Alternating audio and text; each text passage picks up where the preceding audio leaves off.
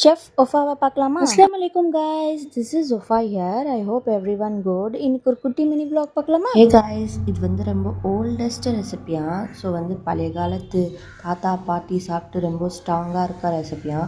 So அதே மாதிரி நம்மளும் ஸ்ட்ராங்காக இருக்கலாம்னு சொல்லிட்டு நாங்கள் வந்து சமைக்கிறதுக்கு வந்துட்டோம். வித்தவுட் ஸ்டவ் குக்கிங் அப்படின்னு சொன்னாங்க. சமைக்கக்கூடாது, எல்லாமே சூடு பண்ணி நாங்கள் சமைக்க போகிறோம் அப்படின்னு சொல்லிட்டு பச்சை மிளகா, அதுக்கப்புறம் தக்காளி எல்லாமே வந்து நாங்கள் வந்து ஸ்டவ்வில் வந்து சூடு பண்ணி எடுத்துக்கிட்டோம். சூடு பண்ணியிருக்க காஞ்ச மிளகாவை நல்லா இடிச்சுக்கணும். அதுக்கப்புறம் வந்து தக்காளியை நல்லா வந்து தூளெல்லாம் எடுத்துட்டு நம்ம குட்டி குட்டியாக கட் பண்ணி வச்சுருக்க வெங்காயம் வந்து அந்த காஞ்ச மிளகாவில் ஆட் பண்ணிக்கணும். அதுக்கப்புறம் தக்காளி வந்து நைஸாக அரைச்சி அதுவுமே வந்து நம்ம வெங்காயத்தில் வந்து ஆட் பண்ணிக்கணும். அதுக்கப்புறம் கொஞ்சம் சால்ட்டு, அதுக்கப்புறம் வந்து நல்லா புளிஞ்சு வச்சுருக்க புளி தண்ணி வந்து இதை எல்லாத்துலேயுமே ஆட் பண்ணிக்கலாம். உங்களுக்கு வேணும்னா டர்மரிக் பவுடர் ஆட் பண்ணிக்கலாம், வேணான்னா விட்டுடலாம். அவ்வளோதான். செம்ம டேஸ்ட்டாக இருந்தது காய்ஸ். பழைய காலத்துலலாம் நிறைய வந்து இதுதான் யூஸ் பண்ணுவாங்களாம்.